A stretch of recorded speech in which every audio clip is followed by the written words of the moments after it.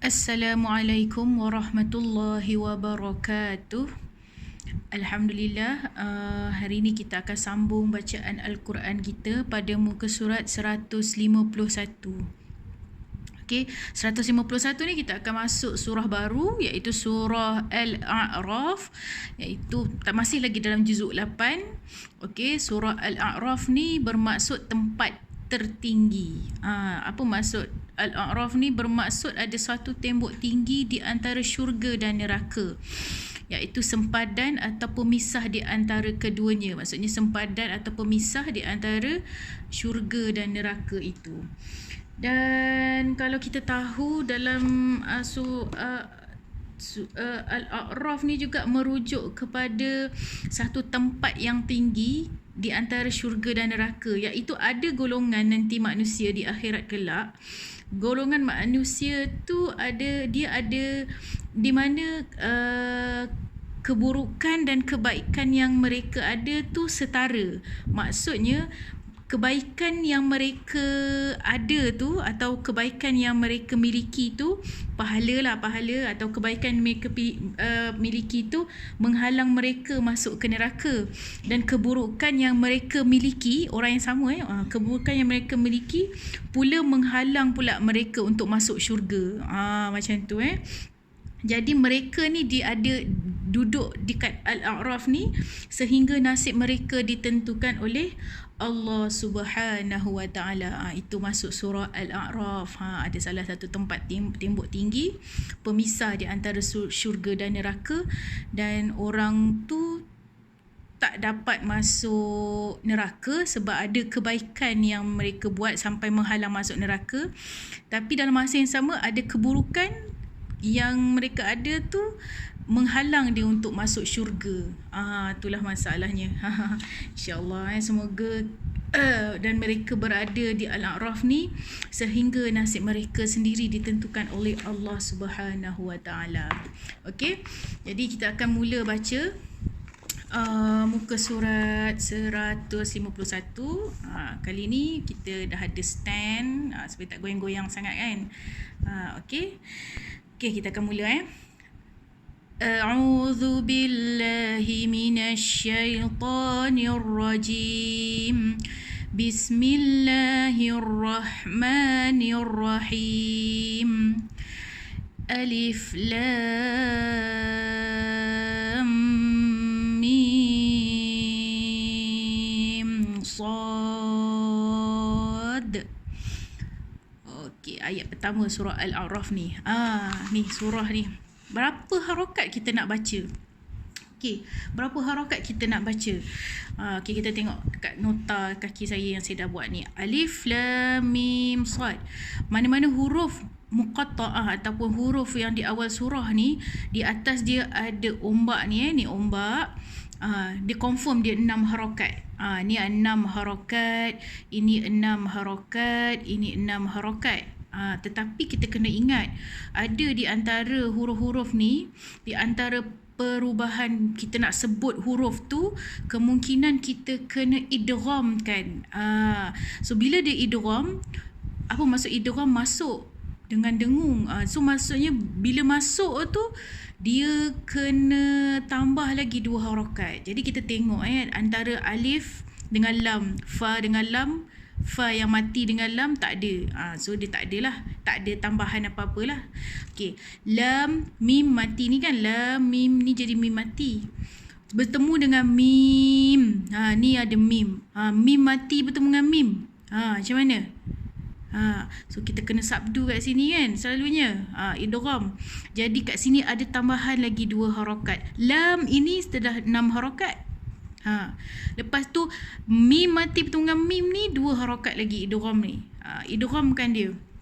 Okey, kita tengok pula mim ni. Ni 6 harakat. Mim mati kepada sad. Ada tak? Izhar je. Izhar je. Mim mati ni kepada sad ni. Tengok. Okey. Yang ni izhar je. So tak ada apa-apa. Sad 6. Jadi sebenarnya alif ni ada yang setengah kata satu, ada yang setengah kata setengah harokat. Satu harokat atau setengah. Okey, tak apa, kita baca je. Alif. Dia tak boleh panjang. Alif, la. Tak boleh. Dia kena alif, lam. Lam 6. Mim 2. Lepas tu mim. Dah masuk mim. Baru masuk mim tu. Dah sempurnakan idgham mim ni, baru mim sad. Okey, kita try balik lagi semula. Ayat 1 surah Al-A'raf. Bismillahirrahmanirrahim. Alif lam mim sad. Dal okey, boleh. Okey, lagi sekali kita ulang. Okey, 1 2 3. Alif lam mim sad. Ada dal boleh. Kita sambung ayat kedua. Boleh. Kalau ada persoalan yang ayat 1 surah Al-A'raf ni, boleh tanya dengan saya. Ni kita dah belajar sebenarnya dalam pelajaran 8 huruf muqatta'ah dalam buku tajwid Al-Baghdadi. Okey, boleh tanya lagi. Okey, kita sambung Kitabun unzila ilaika fala yakun fi sadrika harajun min litunzira bihi wa dhikra lil mu'minin. Ini kena baris bawah. Okey, kena baris bawah. Boleh? Ittabi'u ma unzila ilaikum min rabbikum wa la tattabi'u min dunihi awliya. Tengok ni dia panjang sikit. Ni ada kepala ya, lepas tu atas ada ombak lagi. Kalau yang macam ni dia kena baca 4 atau 5 harakat. Okey, lagi sekali. Wala tattabi'u min dunihi awliya qalilan ma tadhakkarun.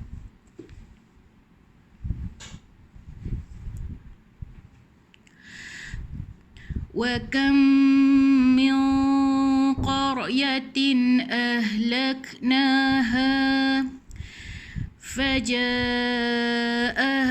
بَأْسُنَا بَيَاتًا أَوْ هُمْ قَائِلُونَ فَمَا كَانَ دَعْوَاهُمْ إِذْ جَاءَهُمْ بأسنا. Hati-hati mim mati bertemu dengan ba. Ikhfa syafawi. Jangan sebut tepat pada mim. Renggangkan sikit seolah-olah macam boleh letak sehelai kertas. Sehelai kertas macam boleh letak macam tu. Sehelai kertas di antara dua bibir tu. Okey, tapi bukanlah bermaksud kita terus menghilangkan mim tu. Ada anak murid saya dulu pernah tanya, adakah kita akan baca izja'ahu ba'suna? Saya cakap tak. Still kena menghala untuk mim, tapi jangan rapatkan bibir. Mim tu bila mati kan, bila huruf mim dimatikan kan dia rapat bibir macam tu kan. Tu makhraj mim. Mim, cuba sebut mim. Kena rapat bibir. Mim macam tu. Tapi bila macam ikhfa syafawi ni, dia tak boleh rapat lah, kena renggangkan. Kalau rapat hum, tapi ni dia seolah-olah ada sikit renggang macam tu. Okey, kita ulang semula فَمَا كَانَ دَعْوَاهُمْ إِذْ جَاءَهُمْ بَأْسُنَا إِلَّا أَنْ قَالُوا إِنَّا كُنَّا ظَالِمِينَ. Hati-hati dengan makhraj dha. Okey. Zalimin. Lagi satu yang selalu dha. Hujung lidah di antara dua gigi tapi dia tebal dha. Kalau zal macam ni dia dha. Tapi dua-dua ni kena hujung lidah di antara dua gigi depan tu. Dha. Macam tu Satu lagi yang selalu kita baca adalah Sadaqallahul azim. Azim tu adalah dha. Macam tu Boleh mula latihan, kita tukar sikit. Kita tukar, bukan tukar sikit, kena tukar dha tu okey, sambung. فَلَنَسْأَلَنَّ الَّذِينَ أُرْسِلَ إِلَيْهِمْ وَلَنَسْأَلَنَّ الْمُرْسَلِينَ. Tengok depan sikit وَلَنَسْأَلَنَّ الْمُرْسَلِينَ فَلَنَقُصَّنَّ عَلَيْهِمْ بِعِلْمٍ. Okey, matikan lam dulu baru mati mim. Lagi satu ni ikhfa syafawi lagi sekali. Okey, kena macam nak mati mim tapi renggangkan sikit. Okey, falanaqussanna alaihim bi'ilm. Matikan lam dulu baru tutup mulut. Jangan kadang orang kita ni selalu tercampurkan lam dengan mim ni. Mati, kita wakafkan serentak tu mati serentak macam tu. Jadi kita matikan lam dulu. Apa huruf yang mati dulu? Baru kita baca yang selepas tu, baru lepas tu So sempurnakan huruf lam yang mati, lepas tu baru sempurnakan mim. Bila mim mati, tutup dua mulut. Jadi bi'ilm. Macam tu bukannya kita campurkan dua-dua sekali. Bi'im. Takut dua tak dengar lam ataupun mim yang tak dengar. Okey, matikan lam dulu baru mim. Okey, boleh? Kita sambung. Wa ma kunna ghaibin. Boleh? Okey. Ada cara bacaan kat sini. Wal waznu yawma izil. Okay, lagi sekali. Wal waznu yawma izinil haqq. Lagi sekali saya baca. Wal waznu yawma izinil haqq. Lagi sekali. Wal waznu yawma izinil haqq. Okey, yang pertama, bila tanwin, tengok ni, tanwin bertemu dengan ada hamzah wasal. Macam mana kita nak baca? Kita tak boleh nak baca kan, sebab yang ini yauma idzin, takkan nak baca yauma idzin al-haqq. Salah. Okey, salah kalau kita pernah baca ataupun kita terus masuk je yauma idzil haqq. Salah. Okey, cara bacaannya adalah kita kena ingat, okey, masa kita belajar tamhid dulu, zal kalau baris bawah yang bertanwin, dia adalah sama dengan zal baris bawah bercampur dengan huruf nun yang mati. Okey. So sebab tu nama dia zin, sebab tu bacaan dia zin. Sebenarnya tanwin ni dalam tu adalah bunyi nun mati, zin, nun mati. Jadi dalam kes ni bila kita sambung pula dengan al-haq, kan, al-haq, okey, al-haq kan nak baca ni. Jadi tanwin ni ada bunyi nun mati kan. Jadi nun mati ini dihidupkan di baris bawah. Jadi kat sini kita kena tambah ada baris bawah. Okey, ni jadi satu baris. Sebab dia zin kan baris bawah. Jadi dia zinil haqq. Zinil haqq. Jadi dia akan baca wal waznu yawma idzinil haqq. Lagi sekali. Wal waznu yawma idzinil haqq. Haqq ni qalqalah akbar. Tahan sikit betul lepas. Macam tu tahan sikit sebab ada huruf qalqalah yang pada huruf bersabdu, waqaf kat situ Okey, boleh? Boleh. Kalau ada persoalan pada ayat 8 ni, okey, siapa-siapa ada persoalan boleh tanya dengan saya ya. Okey, banyak juga dalam Al-Quran ni. Ni saya tak berapa gemar nak bagi tempat-tempatnya. Sebabnya pada saya kita kena cam secara nature lah, secara semula jadi. Itulah dinamakan belajar kan. Okay, insyaAllah.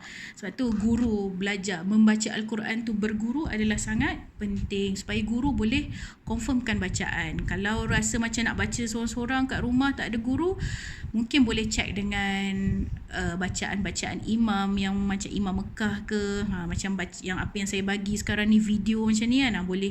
Boleh check semula bila baca Okay, kita sambung terus So kalau ada siapa-siapa persoalan boleh tanya dengan saya yang ni. Okay, kita sambung. فَمَنْ ثَقُلَتْ مَوَازِينُهُ فَأُولَئِكَ هُمُ الْمُفْلِحُونَ. Boleh? وَمَنْ خَفَّتْ مَوَازِينُهُ فَأُولَئِكَ الَّذِينَ خَسِرُوا أَنفُسَهُمْ بِمَا كَانُوا بِآيَاتِنَا يَظْلِمُونَ. Allah hati-hati. Okay, يَظْلِمُونَ. So bila ya mati dengan Allah, so di hujung lidah kita akan parking di antara dua gigi tu. Macam tu Yazlimun. Macam bima kanu bi ayatina yazlimun. Okey, sambung Walaqad مكناكم في الأرض وجعلنا لكم فيها معايش. Ingat, ni tak ada sebelum shin yang kita wakaf dan mati. Bila wakaf, maksudnya bila berhenti, kita matikan huruf terakhir. So sebelum tu tak ada nak panjang ke apa, sebab dia baris bawah. Jadi tak boleh tarik fiha ma'ayish. Tak boleh tak boleh tarik. Dia kena mati terus. Macam tu. Fiha ma'ayish. Terus yang tu yang paling yang tu paling tepat bacaan. Okey, kita sambung. Qalilam ma tashkurun. وَلَقَدْ خَلَقْنَاكُمْ ثُمَّ صَوَّرْنَاكُمْ ثُمَّ قُلْنَا لِلْمَلَائِكَةِ اسْجُدُوا لِآدَمَ فَسَجَدُوا إِلَّا إِبْلِيسَ. Nama Iblis ni tengok lam ya ada. Jadi kita mati kat sini, sin mati. Sebelum sin tu ada ya mat. Jadi dia kena panjang. Okey, lagi sekali sebab ni ikatis. Tis ada mati dengan sin dekat bawah. Jadi kalau kita macam ada jarak sikit kan, kita baca lil malaikatis. Sila ulang semula kita ulang semula sebab dia kena terus mati dekat sin tu Okey, kita semula. Saya bacakan semula. Summa qulna lil malaikati isjudu li adama fasajadu illa iblis lam yakum minas sajidin. Okey. Sadaqallahul azim. Tadi saya dah ceritakan surah Al-A'raf ni ada tembok pemisah di antara syurga dan neraka. Okey. Kalau baca dekat ayat 11 ni best. Inilah permulaan cerita macam mana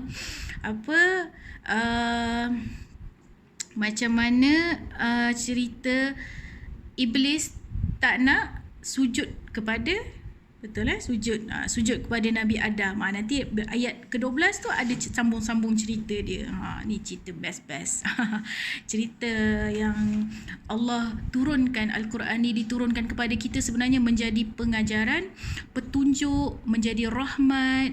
InsyaAllah so saya doakan sangat semoga anak murid saya baca Al-Quran. Kita baca tu menuju, yalah, mungkin kita tak boleh nak sesempurna atau sebaik Rasulullah sallallahu alaihi wasallam baca, tapi niat kita belajar dan terus belajar Al-Quran tu adalah untuk mencari bacaan yang terbaik, sebaik Rasulullah sallallahu alaihi wasallam. Okey, itulah ikutan yang paling terbaik pada kita ni umat Nabi Muhammad sallallahu alaihi wasallam. Dan saya doakan sangat teruskan baca Al-Quran, teruskan jatuh cinta berkali-kali dengan Al-Quran, insya-Allah. So sekali-sekala baca, lepas baca Al-Quran, kita baca sikit maksud-maksud dia kan. Kalau ada Al-Quran yang ada cerita asbabun nuzul, ada ceritakan, ada kaitkan dengan dia punya macam ni kan, surah Al-Quran Al-Baghdadi ni dia ada nadi surah, ada pengajaran ayat, mungkin boleh kita baca. Okey, insya-Allah. Dan kita hadir ke kelas-kelas tafsir ke, lagi best. Sebab ustaz-ustaz tu dia memang terror tafsir untuk ceritakan pada kita, insya-Allah. Okey, assalamualaikum warahmatullahi wabarakatuh.